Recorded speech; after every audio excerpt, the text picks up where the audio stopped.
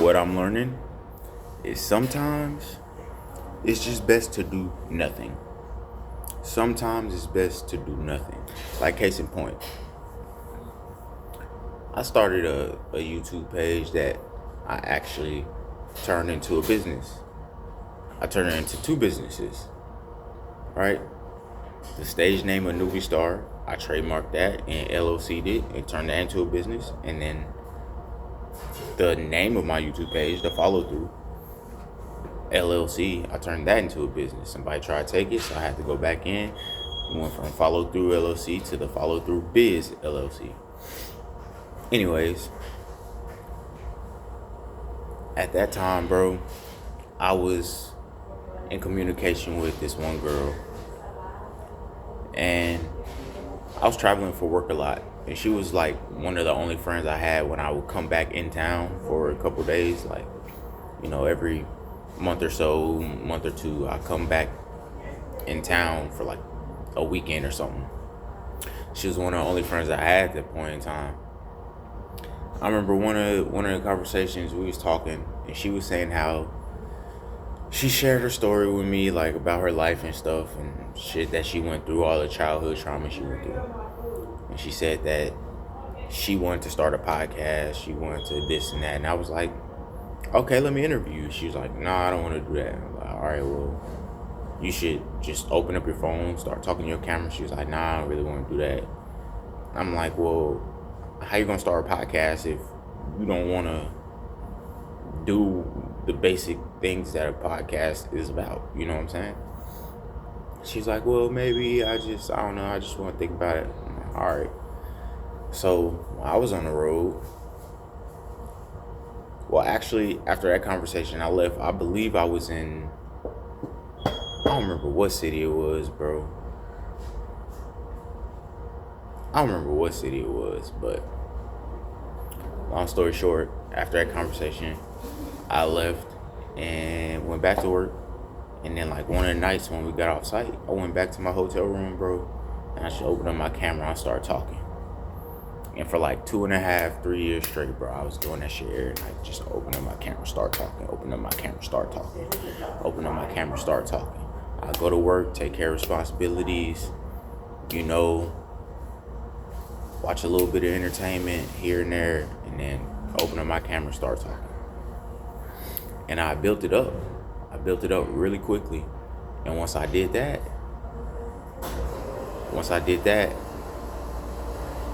probably about 2 months went by. I came back in town, hit her up. Hey, let's meet up. This little. At that time, I was eating seafood. I ate seafood, so I was like, hey, let's meet up at the sushi spot. We met up at the sushi spot, and I showed her. I was like, hey, look, I started something. You know what I'm saying? And I like showed her, thinking, like, all right, she'll be happy for me. Bro, you know what this girl told us? She said, oh, you stole that from me. You stole that. You stole.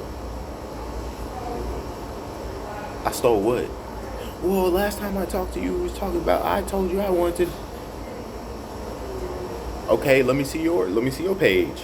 Well, I didn't do it. What? So what do you mean I stole that from you? I didn't steal shit from you. What are you talking about? Like, my whole YouTube thing, ain't nobody on there but me. I did everything. I did all the videos, I did all the editing, all my music I made. You see what I'm saying? All the images and graphic designs I did.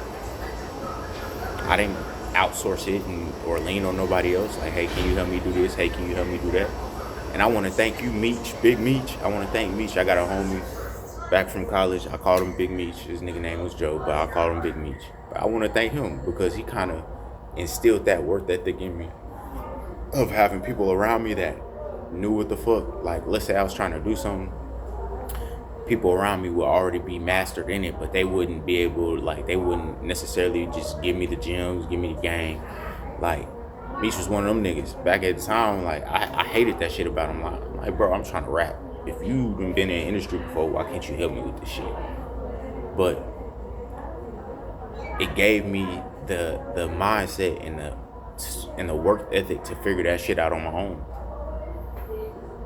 And that's how it's been for me a lot of my life, bro. Like, I'm an easy target for ego deaths, quote unquote, because And I'm just naturally confident because anything you put in front of me, I'm gonna figure that shit out. It's not gonna take me long to figure it out. I'm a quick learner. And once I learn it, I'll learn shit in a couple days, and I'm trying to master that whole in like a month or two. Not everything can master in that quick amount of time, but long story short, so once she was like, you stole that from me, you stole it. Like, bro, okay. I actually stopped.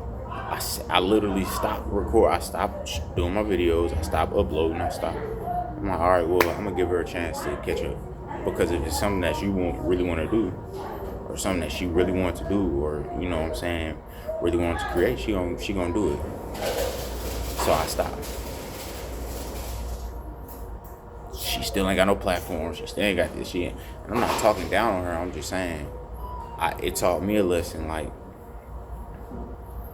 when you see that you the blueprint for somebody or something, and it makes you uncomfortable to the point to where you're like, man, it's not really benefiting me being a blueprint, nigga, just stop.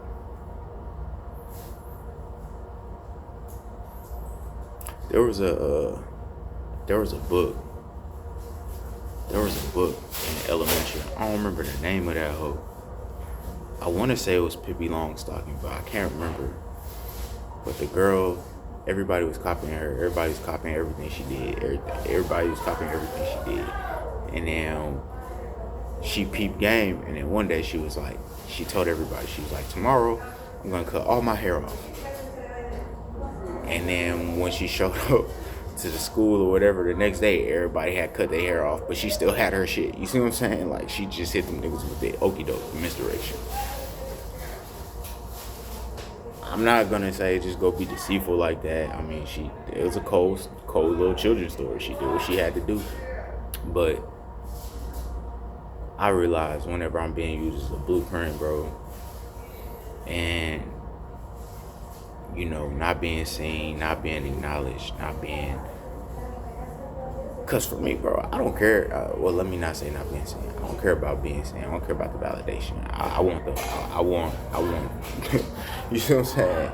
So when I don't see that, it's like, all right, well, I'm going to just stop. If you keeping me in the dark, but watching everything I do, and you doing the same thing behind me, and you getting all the benefits, and I peep game, man, I'm going to just stop. Now what are you going to do? Because whatever you build, whatever you think, and if your blueprint stops on your ass or die on your ass, then what you going to do? You have to think for yourself, move for yourself, build for yourself. So, to those who out there getting it, you know what I'm saying? You laser focused on what you got in front of you, on what you doing, where you trying to go. You ain't really worried about nothing else. Don't stop. If that shit causes you mental anguish to the point to where you about to flash out, crash out, throw your life away, this or that, just stop. Just stop. And with that being said, that quick little message, I'm gonna go on and change and go to work. Be smooth.